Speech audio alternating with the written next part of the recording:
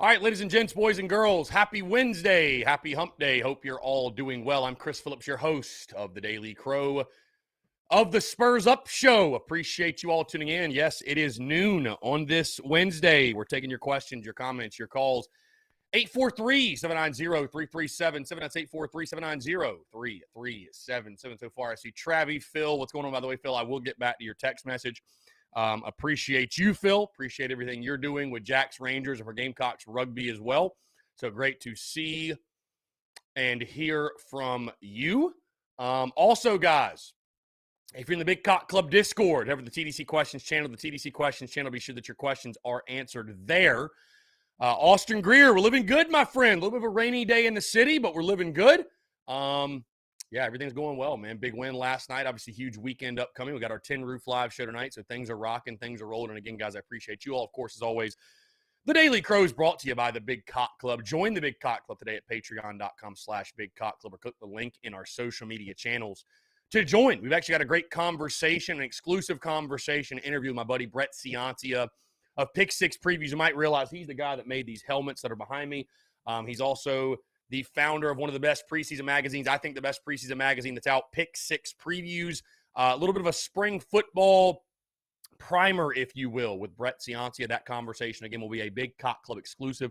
We will have clips on social media, but that will be a Big Cock Club exclusive for all of you. So, again, very excited to drop that and excited to chat with you all and take your questions. 843-790-3377. That's 843-790-3377. But Austin, yeah, I'm living good, man. I got accused the other day of I'm a Pat McAfee lookalike because we're rocking the tank, shamelessly rocking the tank. And you know what? There are worse people to be compared to than the great Pat McAfee for the brand. So, you know what? Don't even mind it. I'll never really, by the way, just to start on a very random note, I'll never understand the negative stigma around wearing a tank top. I don't really understand why that's a thing. I don't get it. It's not like I'm wearing a wife beater. So I don't know. It is what it is. Either way, you let the miserable people be miserable, and we just keep rocking and rolling and moving. Exciting news, or just news in general, dropping this morning.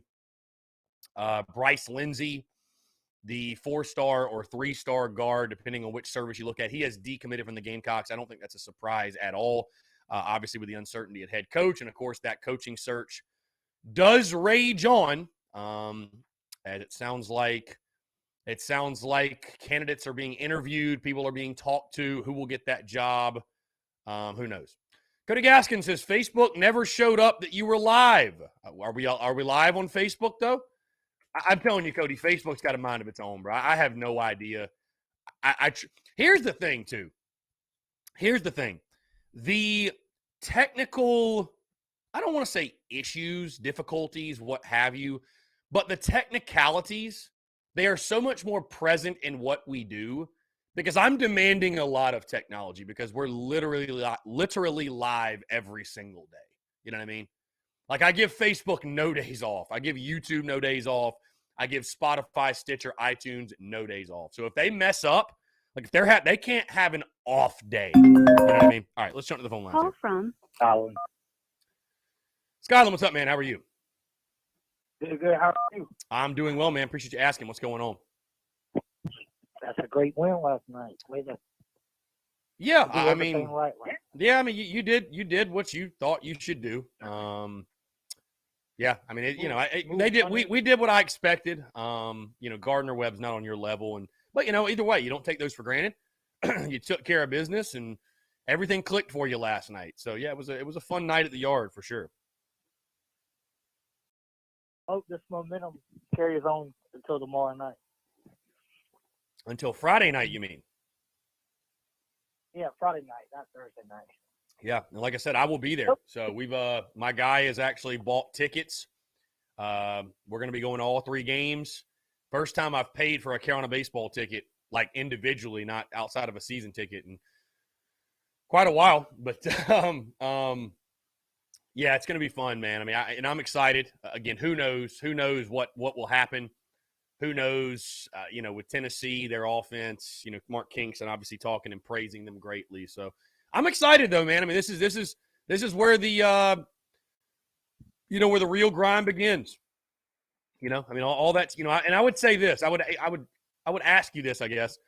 I think 10-6 going into SEC play. Would I've liked us to have been 12-3? Sure, but I don't think. I think because you take 2 or 3 from Texas, everything's still on the table. The season's really just going to come down to how do you fare in SEC play. That's really what's going to determine success or failure in this season is, can you go 15-15 or better in SEC play? Because you're going to continue to have midweek games. And I would say for the most part, you're going to win the majority of those. I mean, you got Citadel, PC, North Carolina will be a tough one. Then you got North Florida, Winthrop, North Carolina A&T, Upstate, Charlotte. I mean, you're going to win the majority of those, I'd say. Probably at most you lose 2. You know what I mean? So, yeah, I think it's all just going to come down to SEC play, man. Can you go 15-15 or better? And if you do that, you're in the postseason. I think personally, you got to go 14 to 17 wins. Yeah, somewhere between there. You can't go less than 14. You go 13 and 17 in the league, and you're really starting to push the committee for you getting in.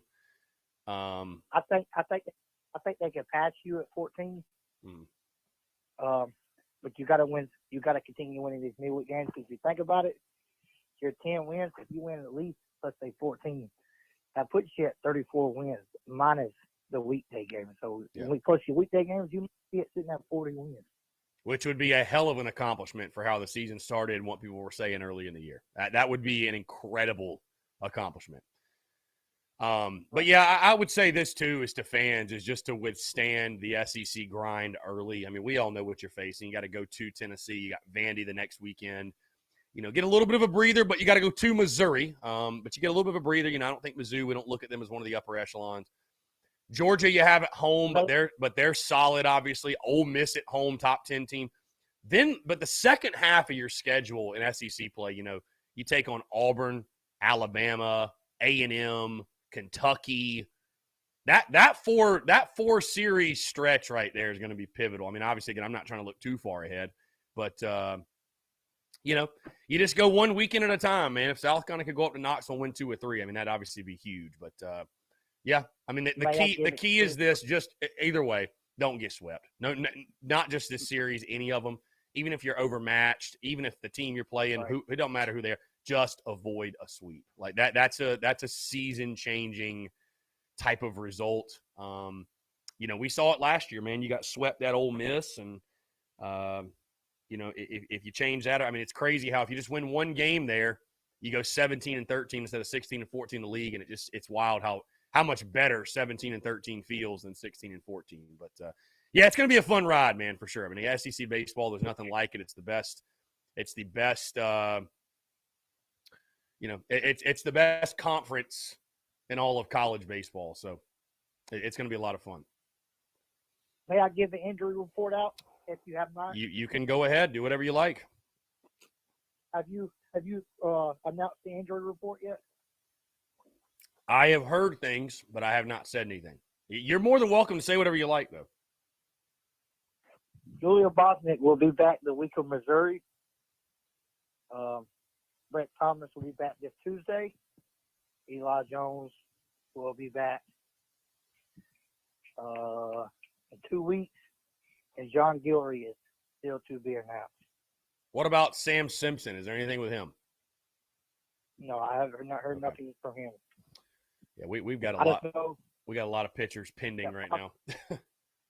Bosnick will be back during the weekday of that weekday game. He will be bullpen start off with, and they go working back in the starter role. Of course, Eli Jones will be back in 2 weeks, and Brett Thomas will be making his debut Tuesday after the weekend in Tennessee. Right. John Gilry has a knee issue, so I don't know when he'll be back. Okay. I tell you who I think's the dark horse man in the bullpen. I'd love to see step up is Esposito. His shit's filthy, bro. I mean, if he can throw strikes, God, his shit's filthy. I mean, last pitch of the game, 95 miles an hour from the left side. That will play against anybody. So, They're gonna need him to step up, man. I mean, your stuff is just too good to pitch 10 innings this year. I mean, they really need him to step up, man. My prediction, I know you Georgia this week. Mm-hmm. It's like winning is fun, hitting is fun. The game of baseball is fun right now for Gamecock fans. Of course, you just 2 out of 3. The number 1 Texas. Mm-hmm. You handled business last night like you're supposed to. So you're doing what you're supposed to.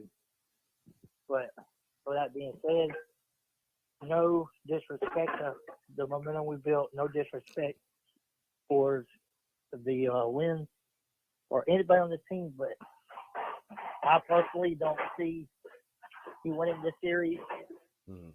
I think hits the ball too well.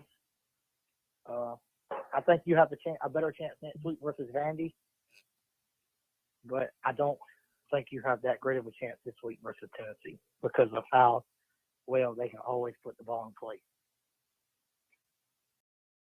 Yeah, I mean, I don't think that's I think again most are going to be picking Tennessee to take 2 of 3 from you at minimum, which I don't mind. I don't mind South kind of sort of being under the radar. I don't mind the Gamecocks coming in as the underdog. It doesn't really bother me. You know what I mean? Right. Whatever. It is what it is. So it kind of you go into it like you went into Texas with like, what do we have to lose? You know what I mean? Like, what do we have to lose? It is what it is. Like, just go have some fun, go play. I mean, we got a good team. I think we do. I really do. I mean, I know we're battling it on the mound, but I think we'll swing it. I think we'll swing it. But yeah, the question is just can our pitchers keep that Tennessee lineup at bay? I mean, they're really, really good, man. I mean, hitting. I think I said yesterday they're hitting 356 as a team. So they're, I mean, they haven't played the greatest competition, but I don't care who you're playing. You hitting 356, you can swing it. I mean, there's no doubt. So, right. But you never know. You do never know, man. You do never know that, we've seen South kind of tear it up in non-conference, and then they get into SEC play and better pitching and better competition, better depth, and, it happens. So, I mean, they beat Eastern Kentucky last night in their game 7-1, which does not mean anything. No, not really. 7 runs, 9 hits for Tennessee, 1 run, 1 hit for Eastern Kentucky. So, not that I think that means a lot, like I said, but the Tennessee and Texas played, and I know in baseball you really can't, compare like you do in football. Mm-hmm. But Tennessee did not hit versus Texas pitching, and we did. I don't know if that means anything, right? Or it doesn't, but you really can't compare. But I hope it's a sign of Texas can shut that offense down. And if Tennessee couldn't hit Texas pitching, but we can, maybe it's a sign it's going to be a 10-8, 9-7 type of ball game. But I think you have to score runs. Oh, yeah, no doubt. Yeah, I mean, you have to, bro. I don't think it's be a 2-1, 3-2, 4-2 ball. It's going to be a 8, 9, 10-7, 12-10. It's going to be to beat Tennessee. You got to score. I mean, they've scored 204 runs in 17 games. Yeah, we got to score some runs. There's no question. Yeah. So, to your question of yesterday, I was thinking with Sanders going Saturday, that's when I allow. Because don't forget, next weekend's a Thursday, Friday, Saturday series. Mm-hmm. So that's when I allow Hall to come on Thursday, Sanders to come on Friday, and Becker to come on Sunday. So when the next week rolls around, you can keep Sanders Friday, then you can move Hall, which he was from Thursday to he'll go back to Saturday to Becker Sunday. I think that's how they're gonna play it. Okay, I'm down with that. That just makes the most. Because if you keep him Saturday, then next week you pitch a game 2 next week versus Vanderbilt, and that's on a Friday, and puts him back in his own rotation. Right. But you know, pitching, you just after 2 days being thrown off short rest and throwing back out there on Friday, it's rough. Right. That's the way I think they're going to play it, but I don't know. Yeah, I can definitely see that. By the way, the injury report did come from Mark Kingston because I do work second shift, so I'm not able to watch the games during the weekday. I have to listen on the radio. So when Derek Scott does his pre-game talk with Kingston, that's how I got all the injury reports. It came from Mark Kingston. Gotcha. So. Gotcha. Well, I appreciate it as always, Skyline. Obviously, our resident injury report updater, Carolina baseball updater. Ooh, question: what is this going around about South Carolina trying to block the NIL deal? Did you read my guy, that? I have no idea, man. I have no idea. I saw some article they're changing something. I have no clue. I think NIL in South Carolina is alive and well, my friend. Gamecock Central signing a new athlete every single day. So I think we're alive and well when it comes to NIL. I could have missed something, though. I could have missed something. I don't know. I saw some article, but I haven't heard anything about, anything Eddie changing. Rosario, the Braves signed Rosario, Brett. Love it. Love to hear it. For 18, hit a home run a while ago. Yeah. All right, my guy. Well, you enjoy your day. Yeah, man. Hey, Scott, I appreciate you calling in as always, man. Always a pleasure. All right. Well, let's go. If we can steal Friday, we got a chance Saturday. For sure. Skyland, we'll talk soon, my guy. I appreciate you. 843-790-3377. That's 843-790-3377. Guys, make sure when you call in, by the way, say it with your chest. Say it with your chest. And, yeah, say it with your chest so everybody can hear you. Again, let's see. Savannah says, just announced Kirk Herbstreit will be in Columbia for the game day broadcast on ESPN. Where did you see that, Savannah? Where are you seeing that? Because I thought I heard something. But where are you? For what? For the spring game? Are we talking spring game right now?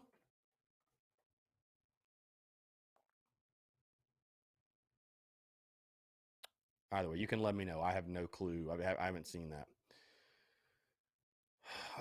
Travis Allen says, Chris, I saw we had a run rule in place yesterday. What exactly is a run rule? When is it decided? Yeah, so they can decide it before the game.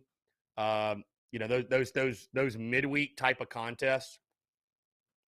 Those midweek contests where it's, two smaller team. They can decide 10 runs after 7. That's exactly what we hit. Press 1 to send a voice.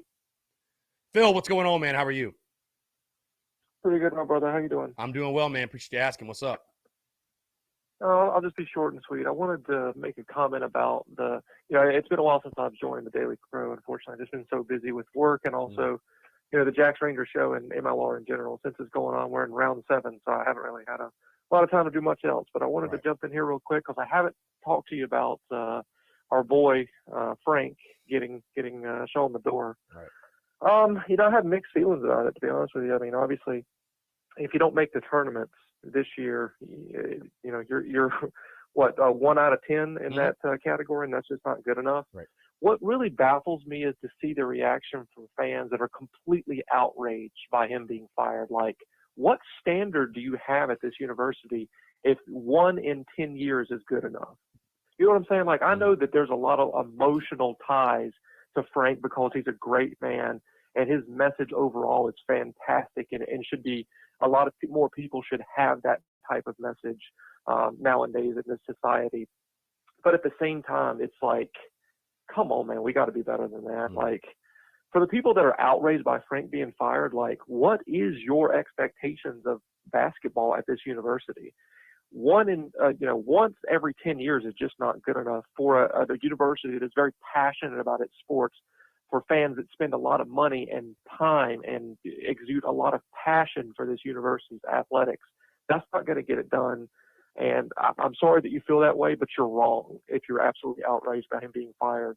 His performance overall in getting in the tournament, which is the only way that you can win a trophy at the end of the year, the national championship trophy, is to make the tournament, was simply not good enough. It was time for him to go. I wish him the best of luck.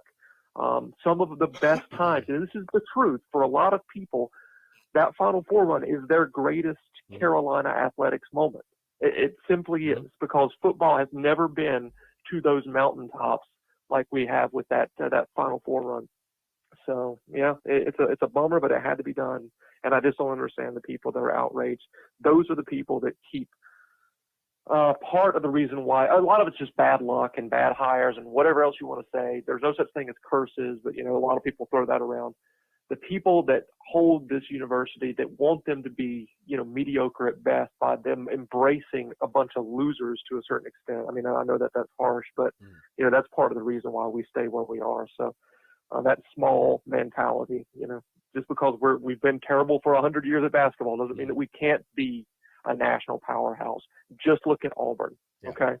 So that's all I got to say, man. I appreciate your time. Go Cox. Phil, I appreciate it, man. Thanks so much for the call. Yeah, great stuff there from Phil Harris. And I would just echo to Phil's point and what he's saying. I just think at the end of the day, a lot of people just fear change. They just hate change. And it's in human nature. It's in the human condition. Again, people hate change. And especially when it's, like I said, guys, college fans take things very personally. And I'm certainly one of them. I'm a college fan, but I'm able to, do what I do and separate the fandom from the reality. But there's some people that, again, it's like the coaches are like family and the players are like your children. And it's really, really, really personal, like really personal. And I get that. But at the end of the day, it's a business also. It's a business. And you get paid to do a job. And nobody's saying that Frank Martin did an abysmal job. I'm not saying that. I don't think Frank Martin did an abysmal job. Guys, I told you, I thought he was going to come back. I thought for sure he'd be back. I thought for sure they would try their hand and see if they could land Gigi Jackson and get some of these commits in and what have you. But on the other hand, I just truly do applaud those who they've obviously made it clear that, hey, winning matters here. 10 years is plenty of time. It's not a small sample size, You've made one tournament and one NIT. So for 80% of your tenure, you've fallen short of expectations. And again, it is what it is, man. You're getting paid $3 million a year. You're a top 25 paid head coach. At some point, man, it's shit or get off the pot. At some point, the relationship runs its course. And that was this year. Let's jump to the phone lines here. Call from Brian Lattimore. Here we go. Brian, what's up, man? How are you? Good, man. How you doing? I am doing well. Appreciate you asking. What's going on? Not too much. I just wanted to piggyback on what you were just talking about and what Phil talked about on his call. And I wanted to call in yesterday, it just didn't work out. But just talking about the Frank Martin situation. First and foremost, wanted to show the appreciation to what he did for the university and elevating the program and showing us that it's not impossible to be successful at South Carolina. And that's important for growing the sport of basketball in South Carolina. But with that said, people are so scared of change. Like you were just saying, it's like when we came into the season, we had so many new players, it's almost like I didn't know anybody on the team. At the end of the season, you kind of got to see them progress as players and watch the team progress, as a whole. And you got kind of attached to it, right? You like the storyline. You like how we've made progression from last year being, an abysmal, 6-15, I think it was, in SEC play. And, we made a huge progress this year. So it's kind of the storyline that people were grasping onto. And then you add on what we have in the short-term future. You got a recruit like Gigi Jackson, wanting to come to the program and whoever else that might be coming behind him. So that's kind of where I think a lot of the outrage is coming is Frank was showing progression. He was showing that we might be heading in the right direction. People think we might have just pulled the string too early. Well, I think in reality, this kind of was already set in stone before this year even started. I think last year Frank's contract was up because of the whole situation with COVID and whatnot. It just didn't make sense to release him right then. It wouldn't have been right. I think it would have left a sour taste in a lot of people's mouth. So they gave him a 1-year extension. And I think it was pretty clear, to Frank even. I bet you they had this conversation that, hey, we need to see some sort of postseason in order to see this continue going forward. If we don't get postseason, it's just kind of over. And you started to see that as the season started to close. Frank started rallying for his job, whether it be on Twitter or in, post game, conferences. He started rallying for his job, and once you get to that point, hey,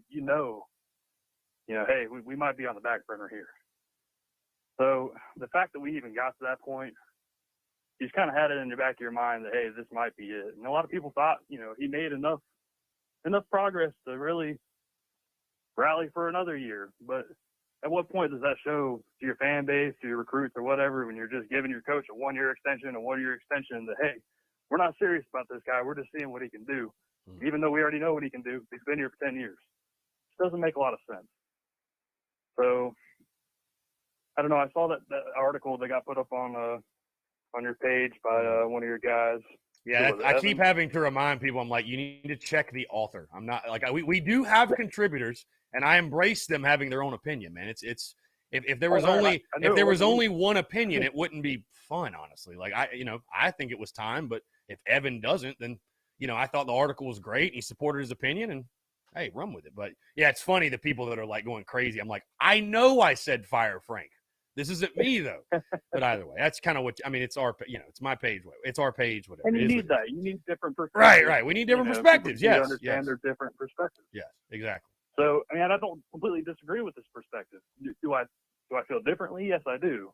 But I don't disagree with where he's coming from, and it kind of puts in perspective where half of the fan base sits. I'm just saying half as a general number, but there's a lot of people out there that feel similarly, that wanted to see what the next step would be. But I think at this point we've kind of committed to, hey, we're not just looking at short-term success here. We want to have some sort of long-term longevity within the basketball program. We need a new guy, some fresh blood to come in, and we need to see where he can take it, to that next level. Of course, is there the possibility that we fall back to mediocrity? Yes. Are you claiming that we're not already in mediocrity? I think anybody that can make that claim just is not realistic with themselves. So, you're taking a chance, of course. You're taking a chance. You have to take chances in order to take a step forward. Listen. It worked out, at least to this point. But hiring Shane Beamer was a huge risk, man. That was a huge roll of the dice. That could have blown up in our faces. So, and all right, granted, it's only been a season, but it could have blown up. It could have blown up. So yeah, at some point you got to roll the dice, man. At some point you have to roll the dice. Hey, it's a gamble like anything else. It's a gamble. There's no guarantees. So, and I'll acknowledge that. I thought it was time, and I don't want to say happy the move was. Like, I'm not happy Frank Martin's unemployed, but I think it was time to make the move. But yeah, it's still a huge risk. It's a gamble, right? But that's why you got to make sure that the next guy you hire is the right one. You got to hire the right guy, man. Just like you did with Beamer. Obviously, it worked out, the vetting process, whatever. But this time, right now, we're like, oh, yeah, Beamer's the guy, man. Look at the season. Look at he brought in Rattler, all the momentum. This time last year, we had no clue. We were just like, we hope he's the guy. We don't know. He's never been a freaking coach, So there's always some risk involved. Yeah, and, on top of that, I've seen just it's incredible how much hate that I see towards Ray Tanner. I know that Ray Tanner was not probably the most qualified guy for the job when we put him on as the athletic director, 10 years ago. But at the same time, give the guy some credit. Maybe he messed up with Muschamp. Yes, we can all acknowledge that. He messed up with Muschamp. That did not pan out whatsoever. And it put a really sour taste in people's mouths that I don't think will ever go away. People are just going to call for his job every single day of the week just because it's the popular thing to do nowadays. But other than the Muschamp hire, what has he really done that's been that bad that people just hate him? Like, you can say that maybe, promoting, Holbrook to be the head coach of the baseball program at the time, people claim that was such a bad hire, but didn't Holbrook have like that move, bad. yeah, that move made sense. That move made a lot of sense at the time. Holbrook was on those staffs that won the national championships, and he was one of the hottest names and, assistant coaches and all that. And that move made a lot of sense. If he didn't get the coaching job at South Carolina, he'd be coaching at any other SEC school that needed a vacancy. Right. Yeah. Am I wrong? No, I mean, again, he was one of the hottest names in college baseball in regards to assistants. Yeah. So he probably would have got a very big job. I mean, you could claim that he wasn't as great as Ray Tanner was, but dude, you're setting people up for failure if you think that the next coach coming in was going to just pick up a program that Ray Tanner left off and just keep us in the freaking championship game every year. Like that's not a realistic expectation. Yeah. Like our 2 or 3, making it 3 years in a row, that is unprecedented, and no program ever will probably ever do that again. Yeah. I mean, Holbrook's greatest fault was being the guy that followed the legend. That was his. It was a no-win situation for Chad Holbrook. It was a no-win situation. You know what I mean? So, with that said, like I said, you hire a Shane Beamer, you hire a Kingston. I don't think his judgment has been that far off with his hires. Mm-hmm. And we're still seeing how Kingston's evolving. Maybe he's not the answer. We don't know yet. But I think the program's in a decent spot considering what we're dealing with. Mm-hmm. We're still early on in the tenure. We got to see how it plays out. People are way too quick to make those judgments, and I just don't get it. I think just social media just gives people a chance to voice their opinion, and they just want to be heard. So they just jump on a bandwagon and they just run with it, even though they have no clue what they're talking about. Mm-hmm. Kind of hurts me. I don't know. But, I mean, that's why you don't. That's why you don't see me using my platform to say fire Ray Tanner, fire. I mean, listen, do I think Ray is a great athletic director? Not necessarily, but I mean, I'm not passionate enough about it to call for his head on a daily basis. I mean, again, most people don't even know what an AD does, man. So I was about to say that 99% of the fan base has no clue what an AD does outside of hire coaches. Yeah. So the fact that they can claim that he's bad at his job, it just doesn't really make much sense to me. He's been in the program for 10 years under that title. You would think he has a good grasp under his belt at this point of what it takes to hire the next coach. So I have all the faith in the world that he's going to find us. It may not be the best answer, mm-hmm. but it's going to be an answer that makes sense. I don't claim that he's just completely incompetent and he can't hire a coach. Mm-hmm. So. Yeah, and I mean, certainly he's not making these. Certainly he's not making these decisions by himself. Certainly he's not making these decisions by himself. So. Right. So there's obviously multiple directions you can go. With the coaching search here, and I'm sure you've heard some of these names thrown around. You got a Mike Boynton and a BJ Mackey, former players. They kind of resemble a Shane Beamer hire. Mike Boynton's got more experience. But BJ Mackey is definitely a fair comparison there. Mm-hmm. But, guys that are around the Gamecock program that really can build that tradition, can build that home atmosphere, and bring guys that want to be a part of the program. So they obviously make sense. And it's whether or not you go for guys like that or you go for somebody with more experience like a Sean Miller. Mm-hmm. So I guess I was curious on, I don't know, you probably already said it, but, which kind of direction would you prefer to go? I mean, I love the idea of a Sean Miller, a name. I really do. I mean, I know he's had the NCAA stuff, but the guy's a winner. He wins, bottom line. Obviously, the ideas of a Boynton or a Mackey are intriguing. I mean, again, they're a roll of the dice, and I know that Boynton has done well. He hasn't had the greatest success at an Oklahoma State. And again, that would be one though that's like you're banking on his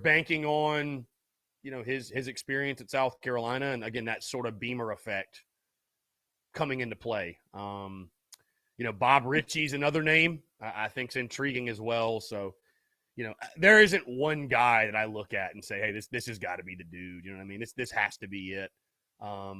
There's definitely some intriguing names. I think certainly that's the short list right now.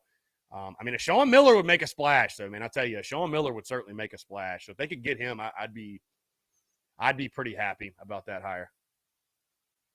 Yeah, I think that's definitely the splash move, and I think if that doesn't pan out, then you start talking about the 2 other names I threw out. I think a Bob Ritchie is really like that number 4 guy, at least on my list. And there may be some other names out there that I'm not including here, but yeah, he's had success at Furman. He's never made it to the dance, has he? Like, I don't think Furman being in the dance is really a big thing. So I don't think so. So you're kind of like, he's got South Carolina ties, but he doesn't have a lot of experience there. So you're kind of taking a gamble, right? Because just because you can make a winner out of Furman doesn't necessarily mean you can make a winner out of South Carolina or get us across that next step. Obviously it'd be intriguing to see what could happen, but I don't know. There's something about it that just kind of seems like he's a little bit, maybe a step below the other guys. Yeah, I mean, it's going to be interesting to see who they go with. I mean, again, you can't – it's hard to get rid of Frank Martin and just hire a nobody. You know what I mean? So you got to go out there and get the right guy. I mean, it's a very important hire. It's a very, very important hire. Yeah, I mean, it'd be great if, like, the next coach to come in could make a good relationship with Gigi and maybe potentially save him. That'd be awesome. And maybe even rally to a couple other good, high-profile prospects out there and see if, maybe they could – there's obviously going to be, starting time available. A lot of guys are going to transition out of the program.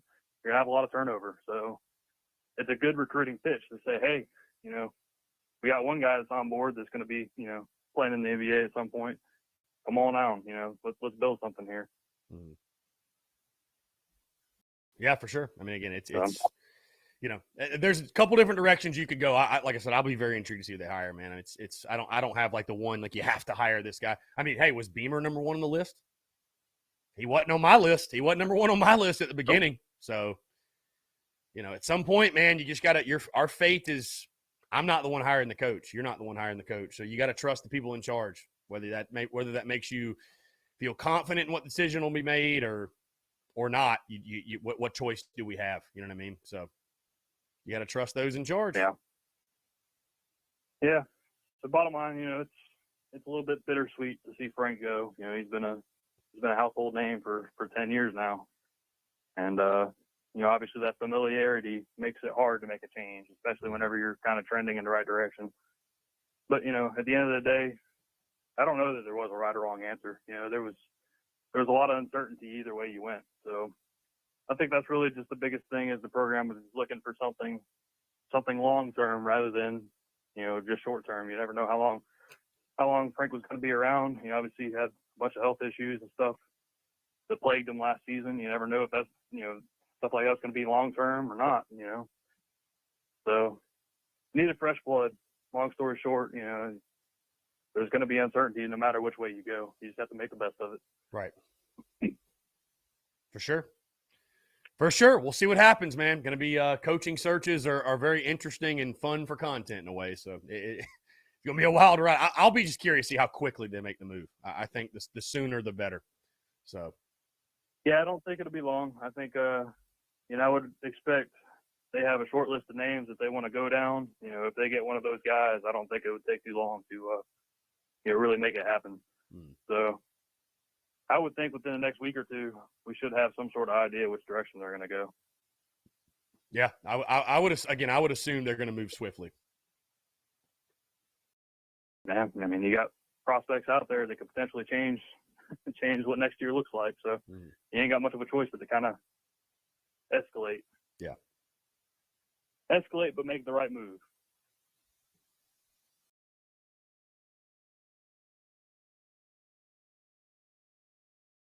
Yeah, very well said, man. Yeah, I agree. I'm very intrigued to see what happens. Brian, I appreciate the call, man. Always a pleasure to chat with you.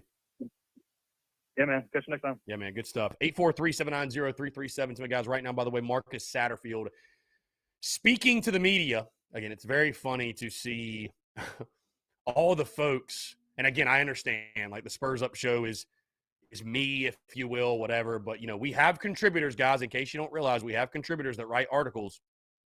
And many folks don't realize and don't understand that those contributors, they are allowed to have their own opinion. It is embraced that our contributors have their own opinion. So many are saying Chris, you called for his firing. What are you talking about? I know. I'm glad they made the move. But if our contributor, Evan Perriman, disagrees, then the beauty's in the banter, folks. We can have that conversation. So we can have that. It's good to have different perspectives. It's not a negative. It's a positive. It's not a negative. It's a positive. Guys, we are rocking and rolling here on this Wednesday, hump day. Guys, by the way, quick reminder, we're live tonight at Tin Roof, 6 to 8. $3 drafts, $3 Rumple, $3 Fireball as well. We'd love to have you guys out there. For great food, great people. Again, that is Tin Roof in the Vista. Tin Roof in the Vista. Be sure to come on out. Going to be a really, really good time, guys. We're going to go ahead and jump into a quick break with more of your questions, comments, calls, and more. On the other side, you're tuned in to the Daily Crow.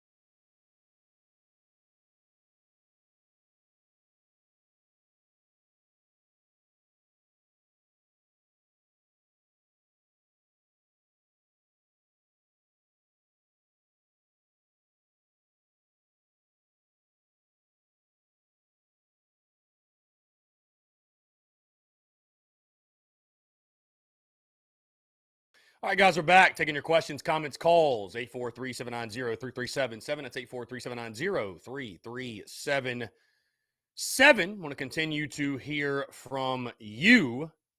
Rebecca, what's going on? Appreciate you tuning in. Yeah, by the way, Brendan highlights this. Yeah, Herbie is going. They're going to Southern Cal. They're not going to South Carolina. They're going to Southern Cal. They're not going to South Carolina. I don't know if y'all missed that, but yeah, they're not coming to Carolina. Game day is not coming to South Carolina. So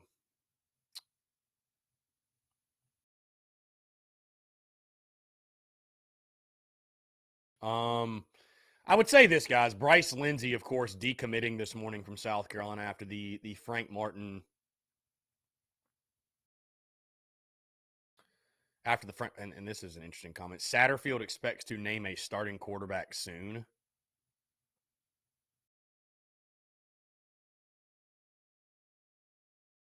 Like, bro, like we don't know who the starting quarterback is, really?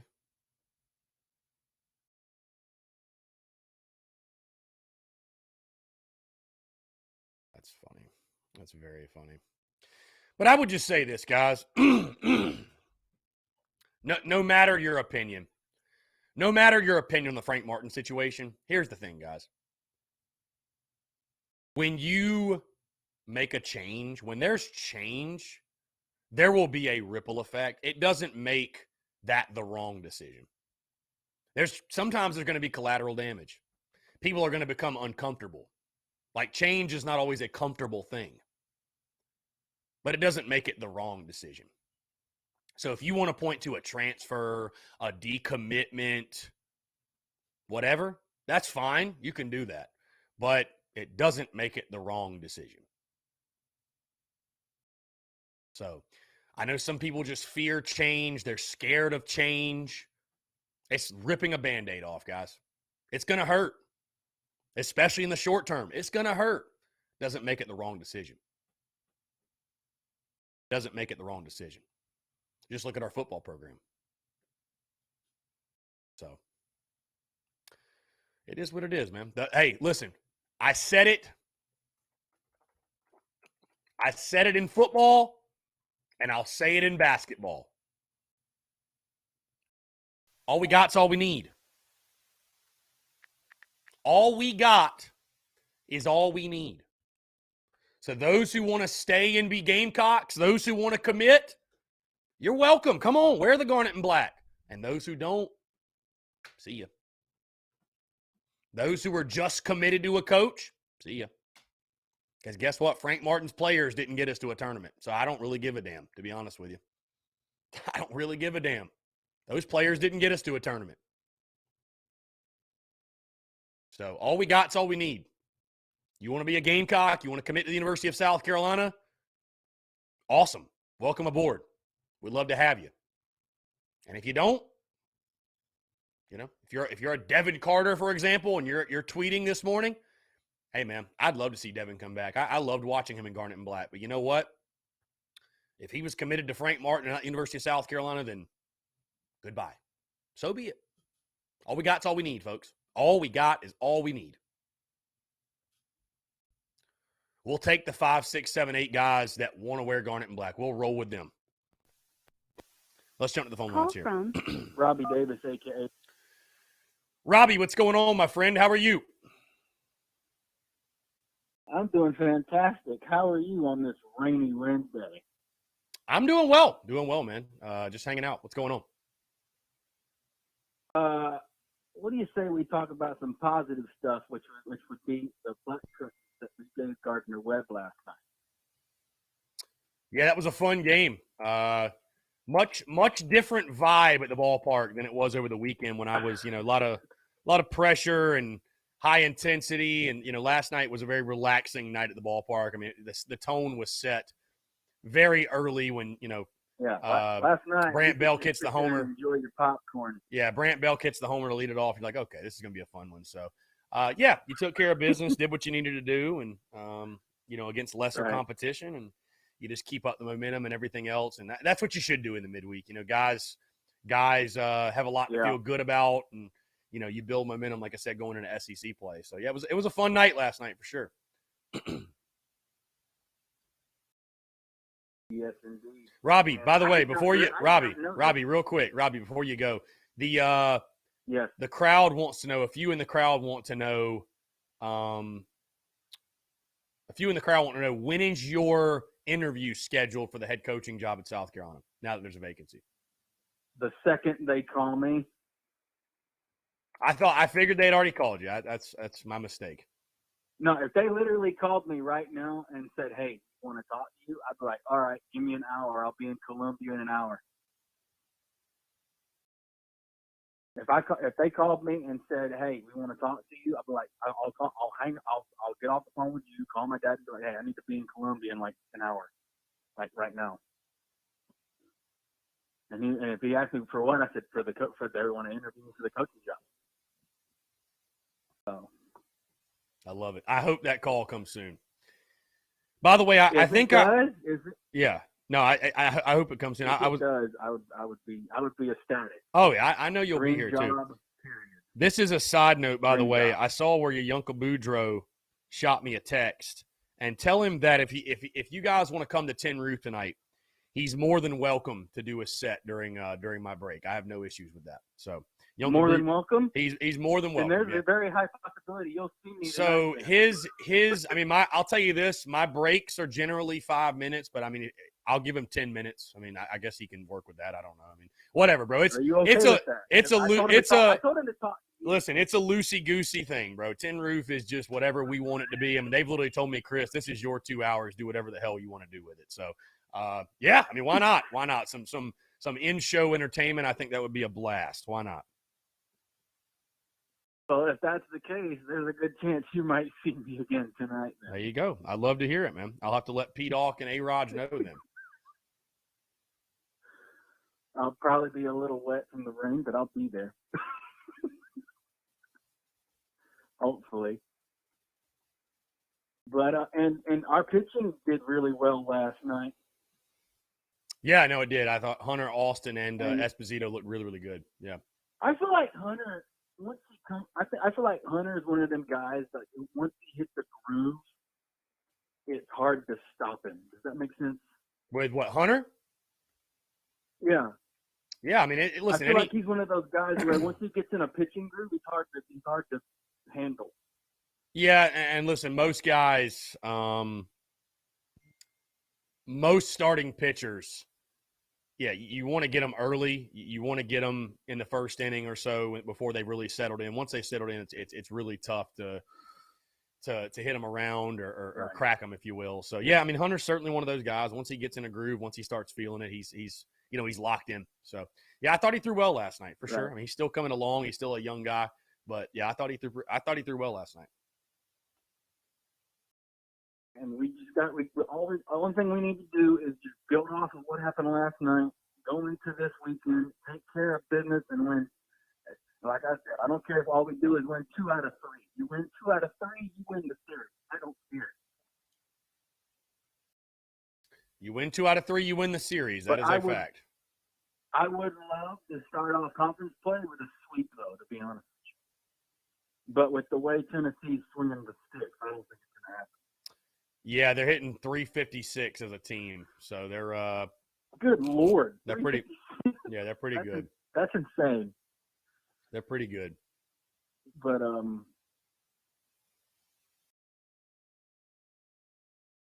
yeah, as long as we take care of business, like I've always said, control what we can control, and take care of business, and win 2 out of 3 against Tennessee, I will be happy.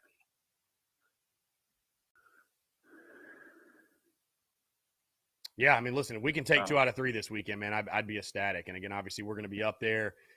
Going to be a really, really good time. I'm looking forward to it. Never been to Knoxville, so it's going to be a blast. Yeah, it's going to be a blast. Well, don't do nothing too stupid, and you leave the dumb stuff to right. me, okay? I will leave the dumb stuff to you, Robbie. I will do that. I will for sure do that. And I might see you tonight. I got to talk to my dad, though.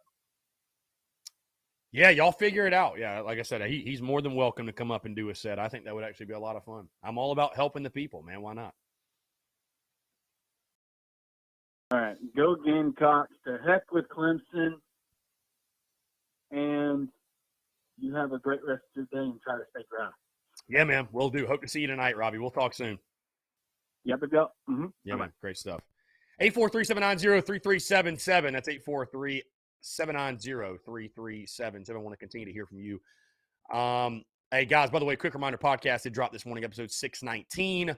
A full breakdown of what happened last night at Founders Park. Gamecocks getting a big win over Gardner-Webb. Also, I released, in case you missed this, and I've also posted the graphic on social media, my top 5 storylines for spring practice. And I would love to hear your thoughts. What are your top 5 storylines? These are mine. Number 1, of course, Spencer Rattler.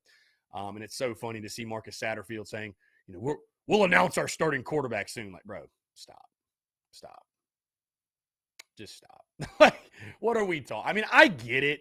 I understand they have to embrace competition.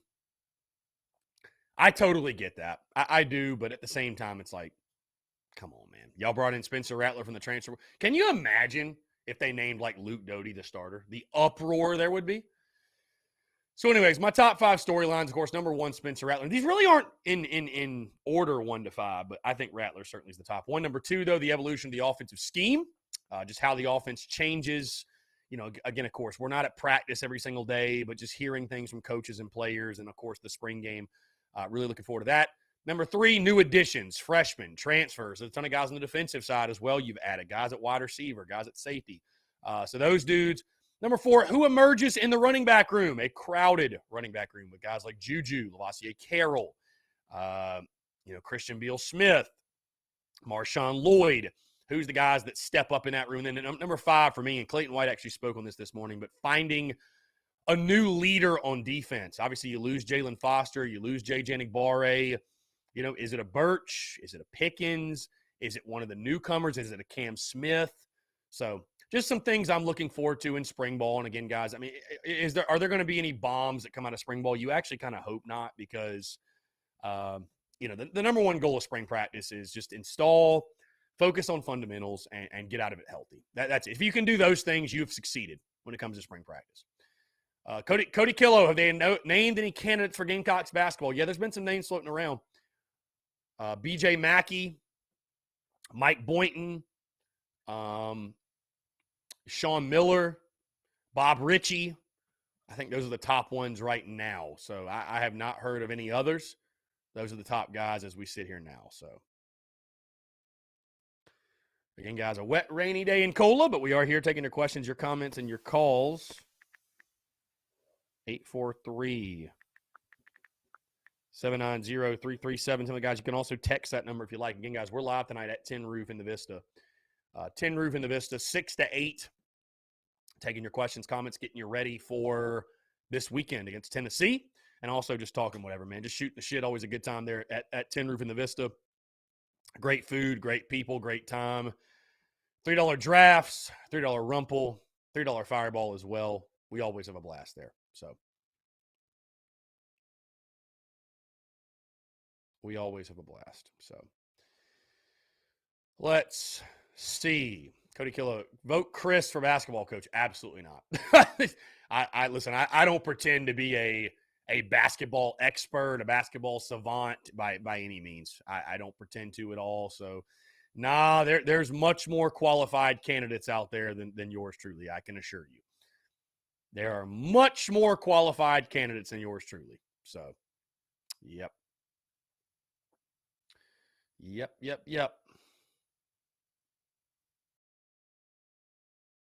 Anyways, guys, we posted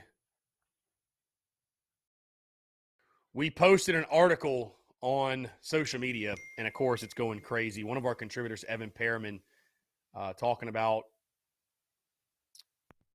why he believes it was a mistake. It was a mistake to let Frank Martin go. And again, here's the thing. I embrace our contributors having their own opinions. The beauty's in the banter, guys, as I always say. The beauty truly is in the banter. So, not everybody's going to agree on this move. Not everybody does. Not everybody agrees on the move. And, it is what it is. By the way, guys, be sure to join our TSUS Bracket Challenge. We have shared the link across social media. Hey, I'll post it in here if you guys want. I will post the link in here. It looks like we got a really good number of people in here. Yeah, we do.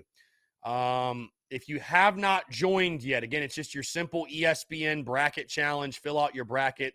The winner will receive a free piece of TSUS merch. There is the link. I just posted it in the chat. So if you guys have not joined and you do want to join, it's right there. Let's jump to the phone. Call from Zachary. Here we go. Zachary, what's up, man? How are you? I'm good, Chris. How are you? I'm doing well, man. Appreciate you asking. What's going on? I'm really excited.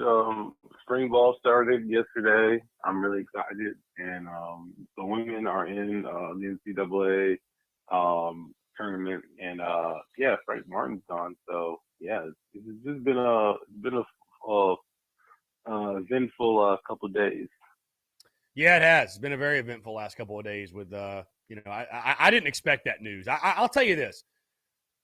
I was surprised they let Frank Martin go. I was shocked at how quickly it happened, though. But, I guess when you know, and there's no point in delaying the inevitable. And, they knew it was time. So, it's been a very eventful week thus far, for sure.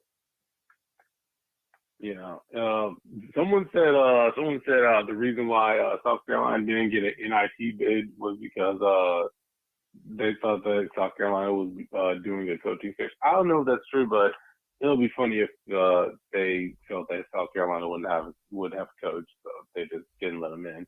Because they let Vandy in, and we beat Vandy twice, and we had a better record than them, and I didn't get that. So I don't know, man. I'll tell you this, though, man. I'll tell you this. If we were going to make this move anyways, and this is what's best for Gamecocks basketball, then I'm kind of glad we didn't entertain the NIT because, bro, what does the NIT matter? What does it matter? The not invited tournament, what does it matter? You know what I mean? I mean, is it really a big deal to play in the NIT? I mean, I would have loved it from the sense of having more basketball games to discuss and cover. So selfishly, from my vantage point, I would have loved to see us in it. But if this was going to be the end result either way, I'm glad we're just getting out in front of it and changing coaches and starting the search and doing interviews. I'm glad we're going ahead and getting out in front of this. Yeah, but it's bad when my mom is talking about it. She watches, but she mostly watches daily, and she'll watch a few Carolina football games here and there. But it's bad when she's talking about he needs to go. It's bad when my mom's talking about it. It's bad. She doesn't watch much, but even she knew Frank Martin had to go. Yeah, it was time. So. Yeah, I mean, I don't know who's hat's in the proverbial ring. I heard a lot of people saying, "I don't care what he did in the past. Give me Sean Miller," and I'm like, that's pretty much true. We don't know what he's got. He's a proven winner. He can recruit. So sometimes you just gotta say screw it and hope he doesn't do the same things here. Yeah. Now I'm very intrigued to see who they bring in. So this is a very pivotal time for Gamecocks men's basketball to get the right guy. Yeah, it's just like I feel like it's just like what we were saying with football. It's like you've got to get the right guy. This program has been set back a good number of years. Now is the time for the right hire. It's like you roll the dice with Beamer, and it seems to have worked out for you. It seems to be working out for you now. So whether you have to roll the dice on a guy before, or just lean towards what your gut was saying, whatever told you to go in the direction of Beamer, follow that same reaction for basketball, basically. Mm-hmm. Yeah, no, for sure. Good points. Yeah, and I personally, I get why some people give Ray Tanner crap. I personally get it. I get it. you were like a really good, you should have an eye for spotting out talent and making decent moves because you were a decent coach yourself. And, you would, hopefully see the trends and where things were going and make hires accordingly. But, he has a few misses and he deserves the flack that he gets. I kind of feel like he's getting a little overhated. Like I said, for the dumb stuff he's done, bringing in Muschamp, that was not the best move. And I guess you could say it's not a hindsight 2020 thing because he didn't work at Florida. And if you can't work at Florida, what makes you think you're going to work at, I guess you could say, a lesser tier program, I guess you can call us. So, yeah. Yeah. No, you listen. I mean, when you're in a position like Ray is, you're going to catch the, you're going to catch heat. Bottom line, and I think listen, the Muschamp thing, the way they fumbled that, the way they messed up on the financial side is a pretty unforgivable. I mean, it was a $20 million mistake, so it's hard to look past that. But there's a reason I don't spend day after day on my platform calling for Frank Martin's firing and calling for his head and stuff like that. But, again, when he's in the type of position he's in and, you make certain hires and, when you have the lack of success that the men's programs have had, which they are what moves the needle, basketball, baseball, and football, they are what moves the needle. They are the revenue drivers. When you have the lack of success against your rival, it's just people are going to be upset. They just are, bottom line. And I don't blame them. So, but certainly, listen, this is a hire you got to get right. It's a hire you got to get right. If you're going to let go of Frank Martin, someone who was beloved by a lot of the fan base, most of the fan base, if you will, you got to go get the right guy. Bottom line. Yeah, and it's like Frank Martin did deserve the love he got. He took that team to a Final Four, and I don't even think anyone saw that even coming. It's like it happened. Like. There were people saying we couldn't even beat Marquette? What was it, Marquette? And then we beat who we beat? Kentucky or Duke after that? Yeah. And yeah, we beat Duke after that. It's been a minute, so I don't remember. But then that team just did things it wasn't supposed to do. It's like it just whatever he did that year, it just worked. It just clicked, and it helped that Zendarius Thornwell was like playing out of his mind and. Everyone on that team I don't even know how to describe what happened, but whatever happened that year, whatever he did that year, it just worked.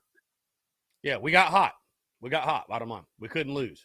And but then unfortunately that proved to be the exception, not the rule. That's listen, and I'm not taking anything away from it, but if South Carolina loses to Duke in the second round, this isn't a hard decision. Like letting Frank go is not even up for debate, But fans are clinging to, and a lot of fans cling to, or did cling to, that Final Four run is like, again, it's their greatest memory of all, and so they're like, how can we let that go? But bro, at some point you have to. That was 5 years ago. I didn't even live in Columbia at the time. TSUS was not even the Spurs Up show didn't exist when the Final Four run happened. That's how long ago that was. Just put that in perspective. Yeah. So you can't hold on to it forever, man. The clock strikes midnight. At some point, man, at some point, it's time to move on. At some point. Yeah. I hate it. I hate it. I wish it would have worked and Frank could have retired here. But at some point, man, it's the profession. It's a results-oriented business. They all know that. Yeah, it's like nobody. I think people think that no one wants to fire anybody. I don't think anybody, unless you're like a sick individual who gets off on that. No one intentionally goes into anything wanting to fire anybody. So it's like no one intentionally goes into anything, no matter what field you go into.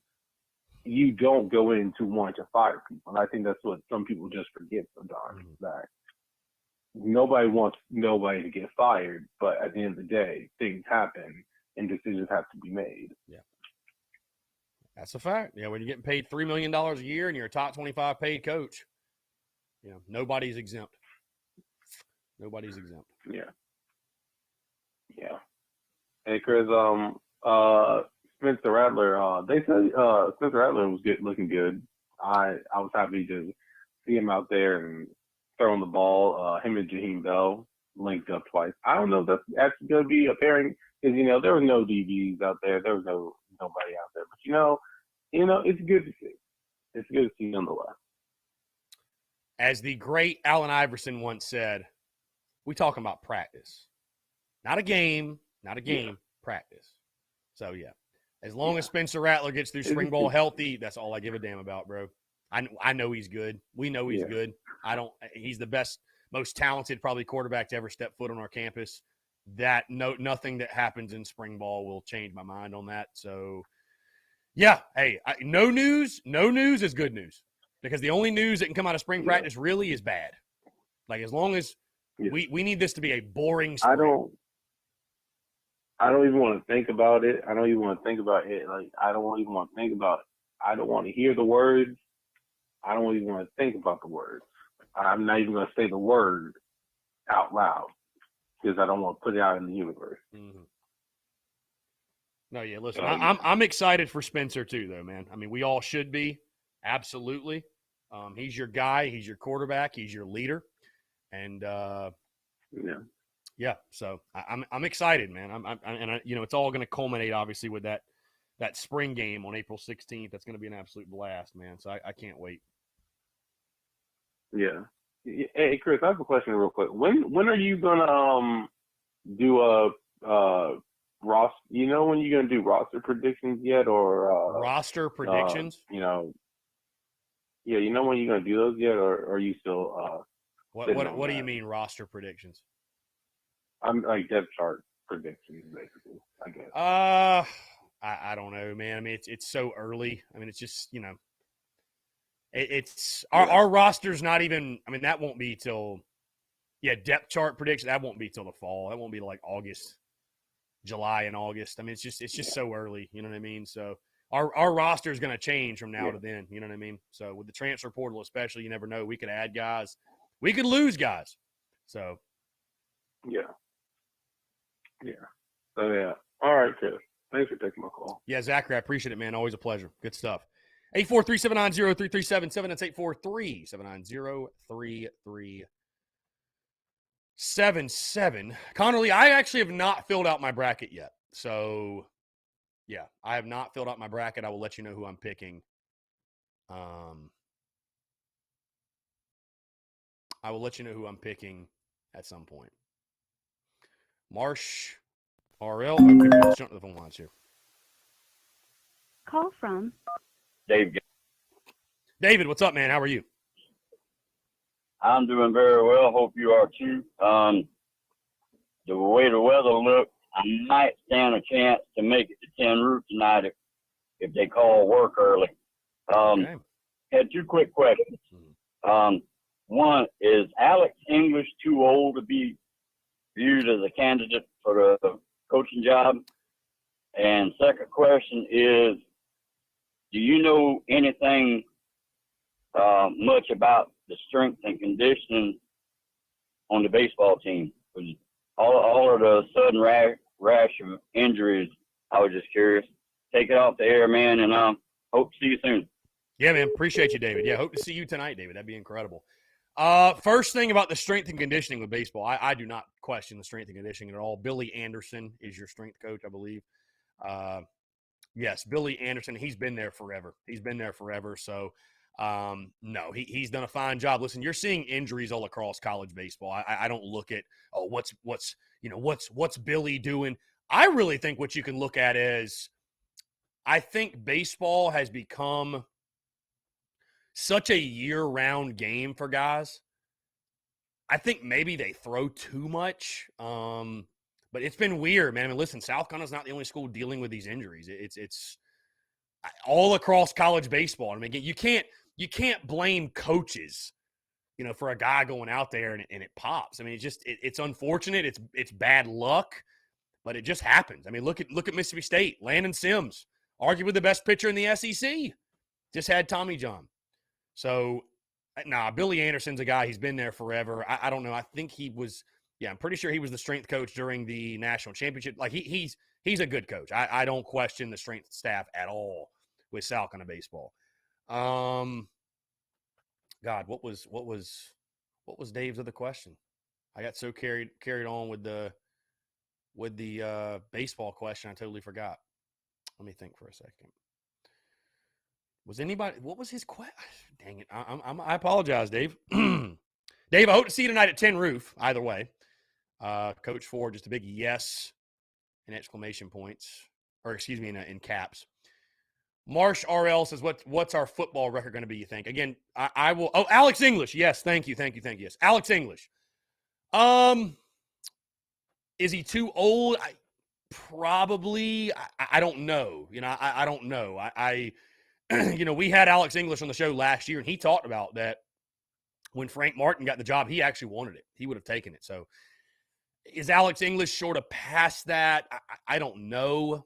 I think he probably is too old, though. I haven't even heard him mentioned as a candidate. I think he would have taken it at one point. I think he certainly would have taken it at one point. But right now, we might be kind of past that. So I think we'll be past that.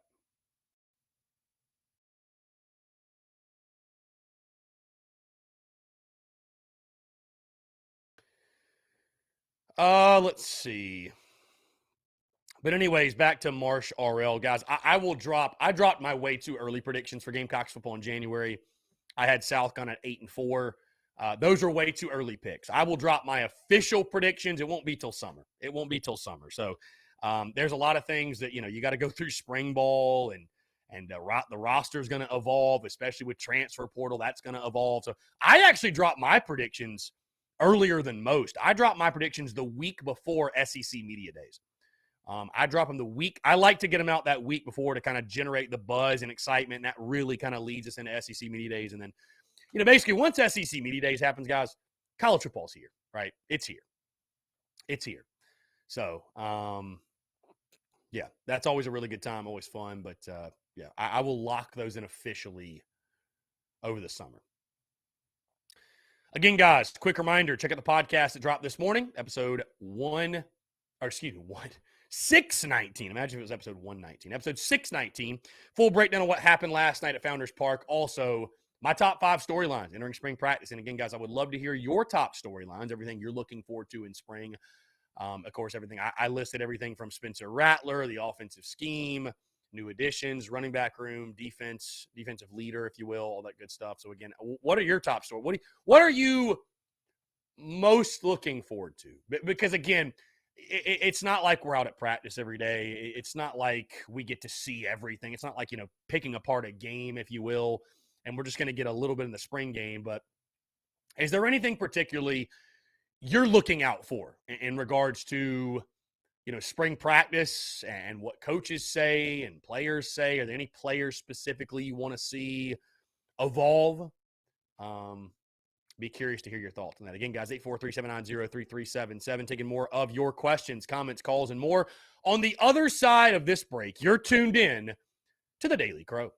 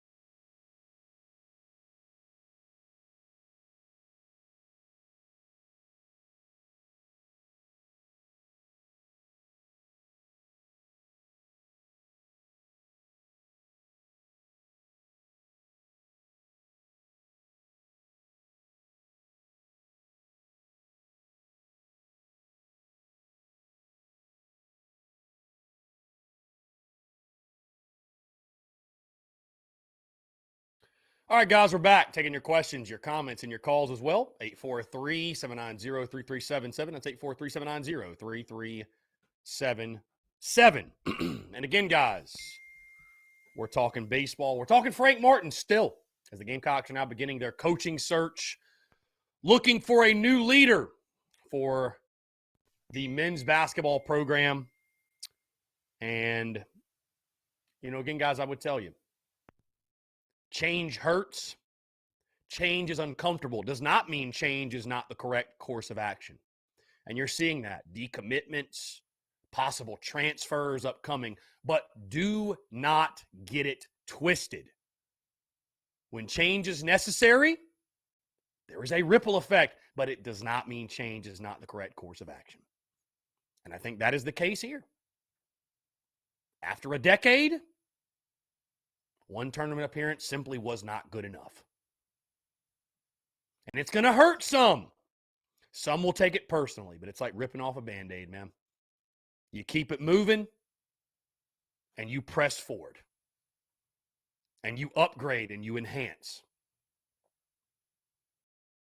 So change hurts, but change must be embraced. Change must be embraced, and all we got is all we need. All we got is all we need, and that applies to Gamecocks basketball as well. Yeah, Rebecca, hey, John Rice wants you to call in. Rebecca, I want you to call in.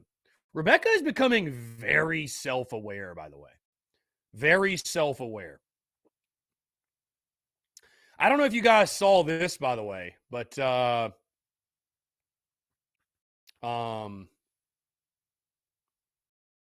don't know if you guys saw this.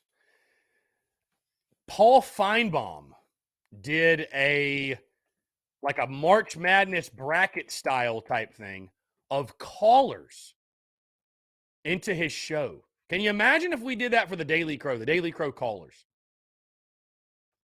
Be kind of funny. Tomorrow, by the way, softball is hosting College of Charleston. 6 o'clock. $1 tickets if you wear green. There we go. $1 tickets if you wear green. 6 p.m. I don't know. I might have to go. I've never been to a softball game. I think that'd be kind of fun. Go to a softball game.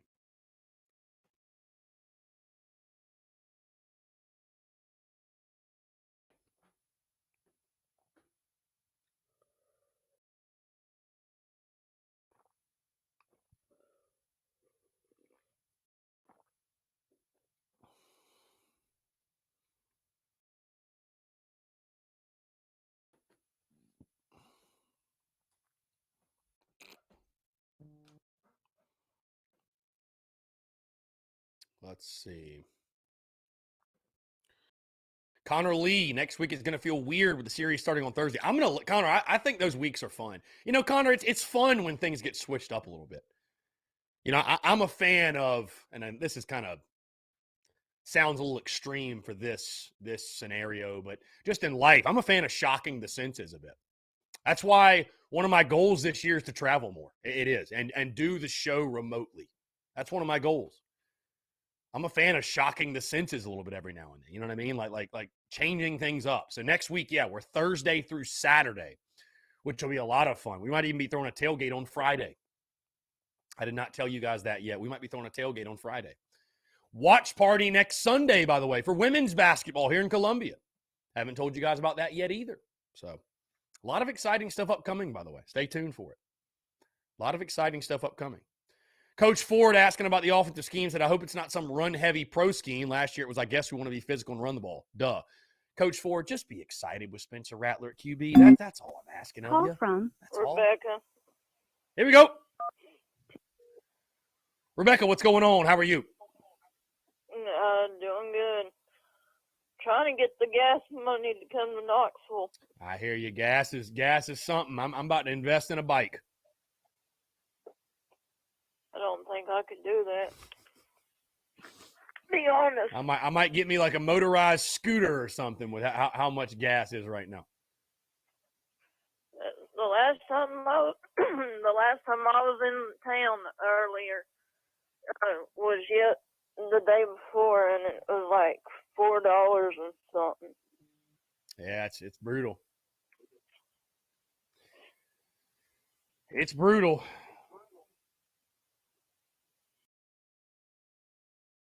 Oh.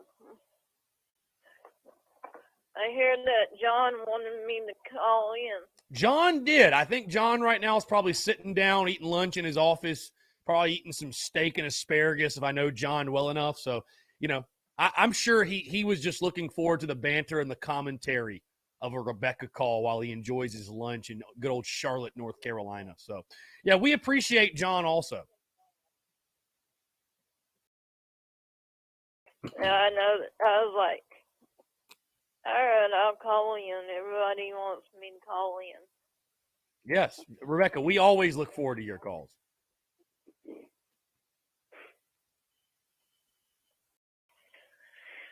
Well, how you been? I've been good, just hanging out, grinding, getting after it, making content, just living the dream, truly. That's good. Yeah. Yep, excited for the weekend and just loving every second of baseball season. It's incredible. I love it. Spring football getting going. So. Did you ever get the tickets? Still figuring out the ticket situation. My buddy's got a bunch of tickets. They're not cheap, Rebecca. They're not cheap. They are like $50 a piece. So I don't know. They're not cheap.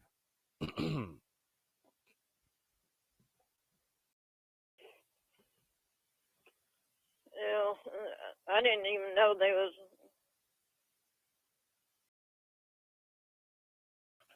Okay, that was out of the blue, but I was reading the comment.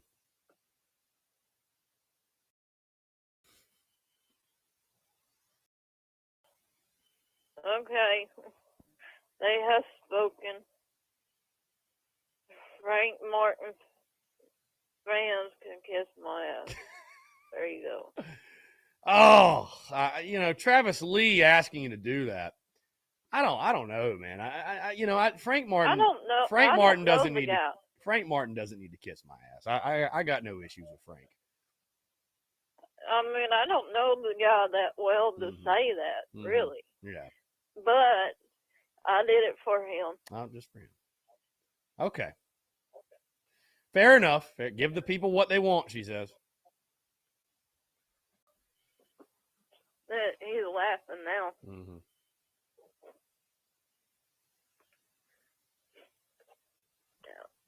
I forgot what I was saying before that.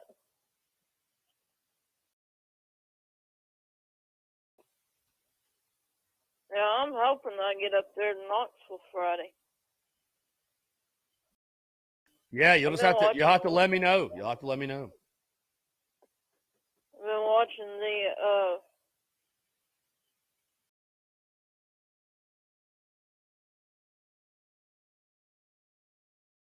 I've been watching the weather for Knoxville for you. So that you know what's going on.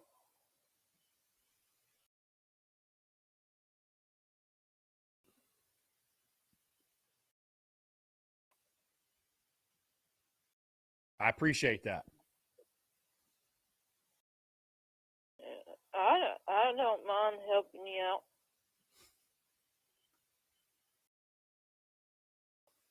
Says right here it says cloudy with showers with the afternoon hours, and then 50% chance of rain for Knoxville. Then showers early, becoming light, steady, becoming a steady light rain. Rain is 70% on Friday.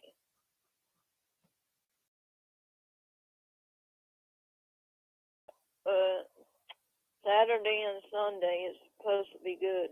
Nice. Very good. Love to hear that. But I tell you. Love to hear that.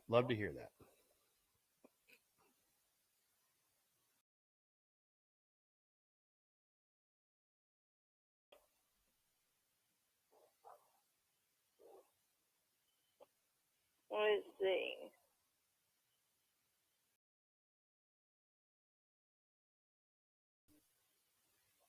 Oh, we got a rude person in the comments.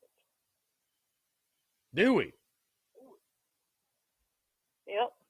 David Roberts. Mm.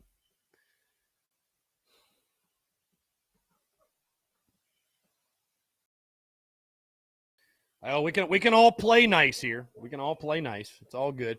That's what I'm saying. Beauty's in the banter. Beauty's in the banter. We can all play nice.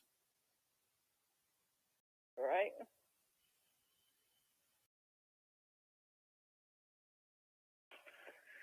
He must be a first-time listener, like Travis said, or somebody. I don't know if he is or not, but oh well. He don't know me that well. They hate you because they ain't you, Rebecca, as the great Robbie Davis once said. There you go.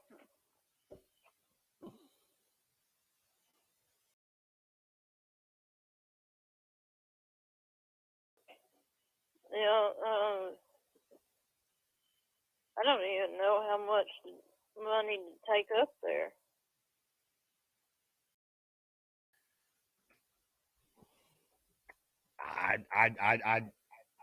Let me figure it out. I don't know. Honestly, Rebecca, I have no idea. No clue. Because I thought I'd just take $50 with me. That'd probably get a ticket. I would imagine. I was needing that for gas, though. Oh.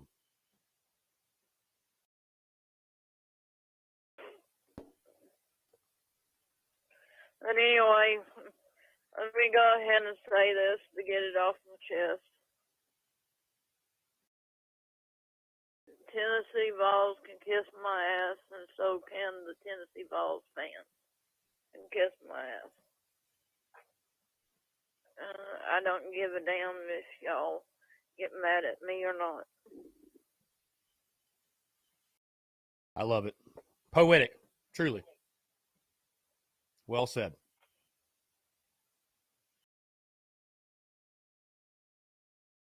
So they can all can kiss my ass.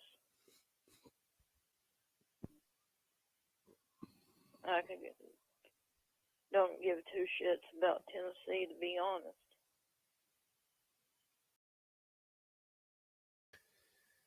Again, very well said, Rebecca. I agree with you wholeheartedly.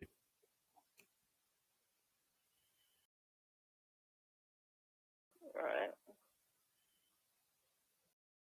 But I reckon I'll get off here and let somebody else call in. Sounds good, Rebecca. It's always a pleasure to chat with you. Appreciate your insight, your comments, as always. So have a great rest of your day. We'll talk soon. All right. All right. Bye. Bye-bye. The gift that just gives on a daily basis, guys. So I truly do. I appreciate you all. I appreciate you all calling in because, again, when I first started the Daily Crow, right? Well, let's jump the phones here. Call from Bradley Miller, a.k.a. Little Brad. to accept, press 1. Bradley Miller, a.k.a. Little Brad. What's up, man? How are you? What's good with you, Chris? What's good with you? What's good with you? I'm just hanging out, man. Chilling like a villain, man. What's up? It's good. It's good. I got a special guest that wanted to talk about basketball, men's basketball, and also baseball. He's a baseball fanatic. Okay. You don't mind that he can be on the chat? Anyone can chime in, my guy. Yeah, go ahead. All right. Here you go. Hey, what's up, Chris? A.K.A. This is Brian Miller, A.K.A. Young Savage. Young Savage, what's up, man? How are you? What's up? It's been a minute. How you doing? I'm doing well, man. Just staying busy. Oh. Living life, loving life, getting paid, and you know the rest. So I've been staying busy, too, all the time. Like, Mm-hmm. Well, me and my twin brother, our birthday's coming up this month. 22. We go 22 days.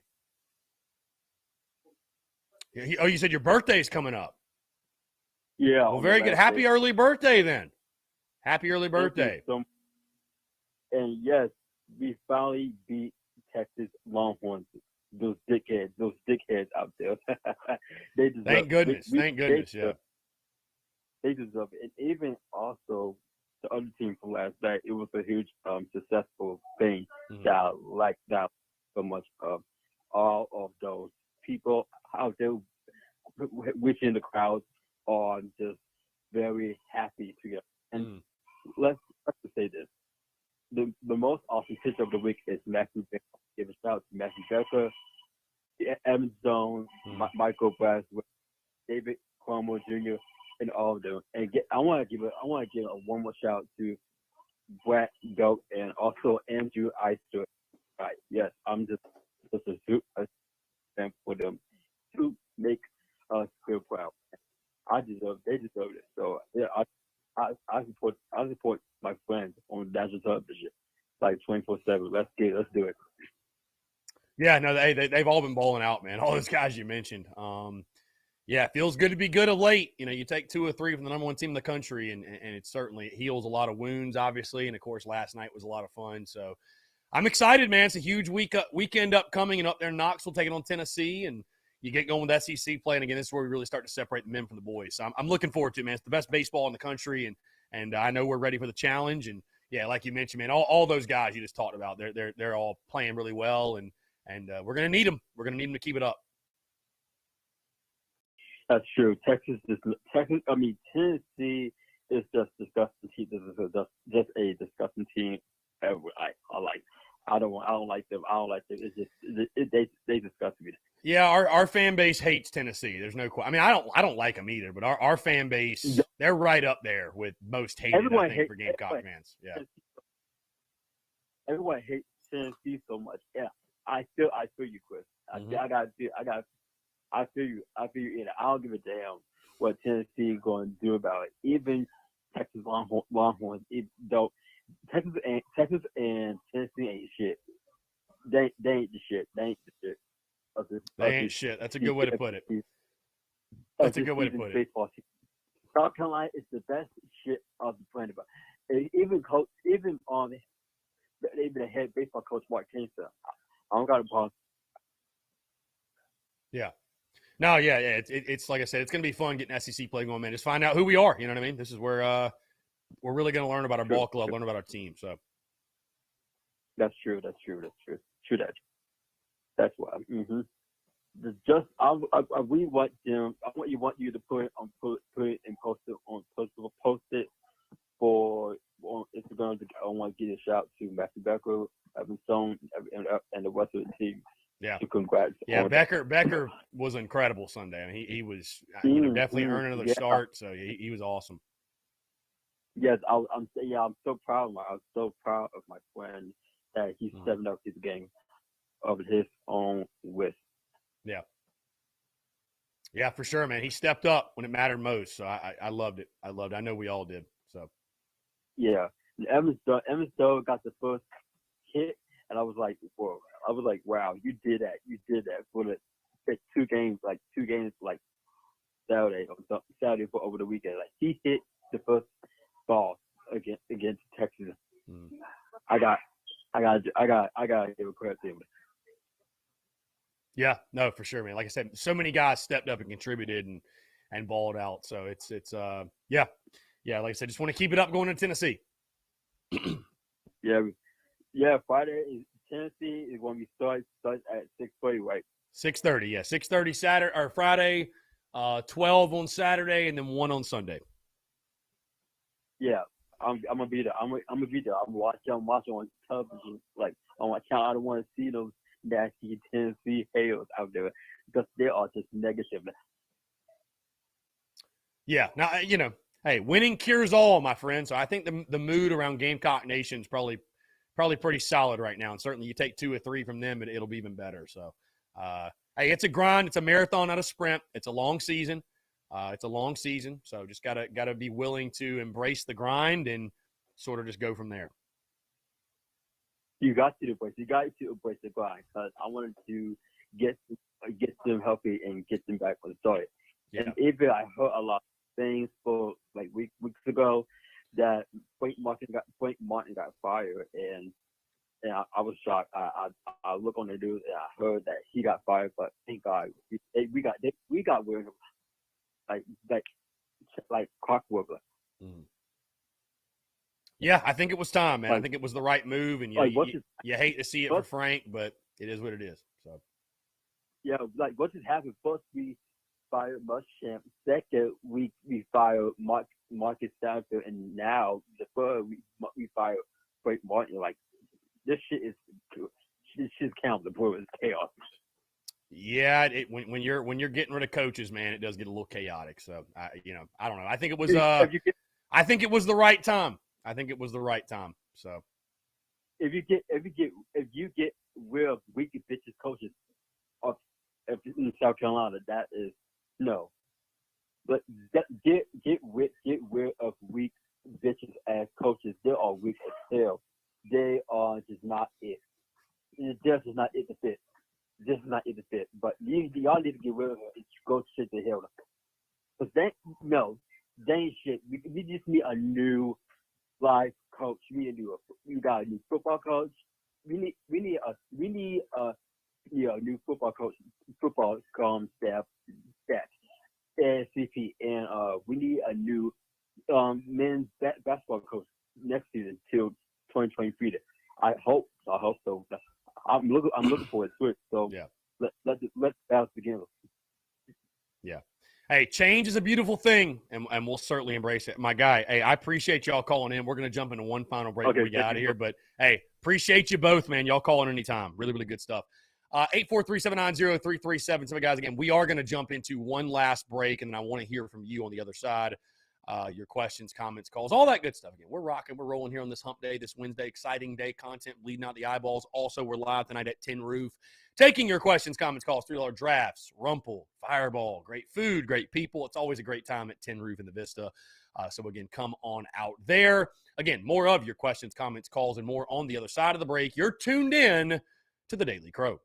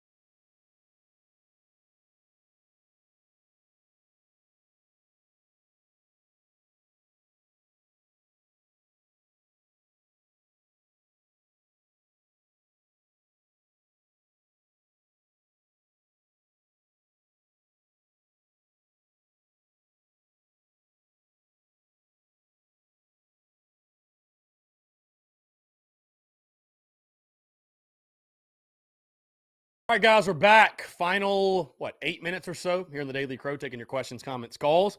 Would love to squeeze in a call or two before we get out of here. Again, guys, a packed show today, a packed day as we're live out at Tin Roof, 6 to 8.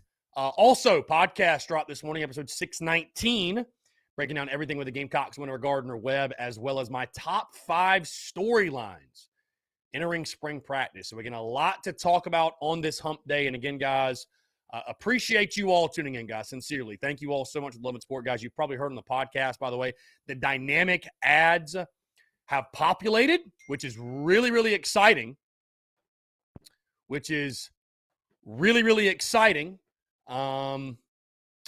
So, you know, the business is advancing, moving forward. And again, guys, thank you all so much for that. Without your Love and Sport, there's no way that would have happened. The Blue Wire partnership, all that good stuff. But again, appreciate you all tuning in. I'll tell you this on the note of the game last night. Of course, you win 12-0 in 7 innings. But seeing the evolution of Brant Belk, you know, this was a kid that I was really excited about coming from Missouri, hit like 270, 275 for them. But adding a seasoned SEC hitter, a veteran guy, someone who could be a leader in your ball club, and seeing what he's doing, I mean, he is red hot, scorching hot. He's got to be as hot as anybody in college baseball right now. And seeing him heat up, going into SEC play, one of your top dudes, you know, he is meeting, and I would dare say exceeding all the expectations, at least thus far, I had for him. You know, we've struggled at times to find a good leadoff, a dependable leadoff hitter, and he's doing it all right now, man. Showed you some power last night, going with the pitch, putting the ball in play, giving you tough at bats. And again, I really do think he's setting the tone. I think he's setting the tone for the lineup. So again, I feel very confident, man, as we go into SEC play, having a guy like Brant Belk at the top of that lineup that can set the tone for you game after game after game. And again, you can always trust, I think, with him, he's going to approach the game the right way and give you those veteran at bats. Again, I called for last week or so, leaders to step up in that clubhouse. And I think you're seeing, I don't know if Brant Belk is necessarily a vocal leader, but you're seeing him lead by example with his play in the field. And again, seeing him get hot is awesome. And you just hope he can continue that going through SEC play. So, been great to see his development and the way he's really coming to his own with this Gamecocks baseball team early. My guy P-Mod is one of the P-Mod. When's your next game? I do want to come to a game, P-Mod. I do want to come to a game. I do want to come to a game. So I forgot the schedule.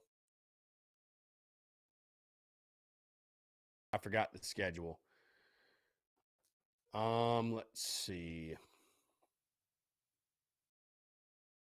Jesus, the grammar police is coming down my throat right now.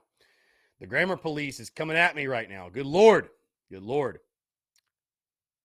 I guess I got to be more thorough when I do my editing. Let's see.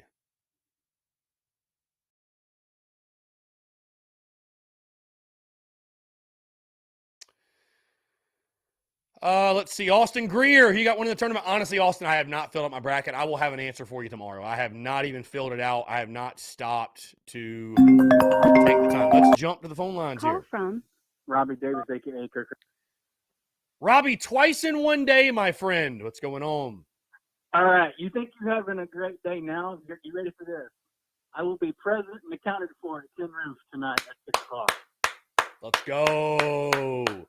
How about it? How about it? Robbie Davis. I got a cousin. Her birthday is tomorrow, so I'm going to top golf with her for her birthday. Okay. She's a St. Patty's baby. So my aunt is picking me up from Tin Roof. So I will be present and accounted for tonight at Tin Roof. And I'm assuming Uncle Boudreaux will be with you. Those of you that don't, yes. So Uncle Boudreaux will be with me. I might even talk him into bringing some of his merch. Okay. Hey, we'd love to hear it. Robbie Davis at Tin Roof tonight. So if you needed more incentive to come, Robbie Davis will be there. We might even just give Robbie the mic. Why not?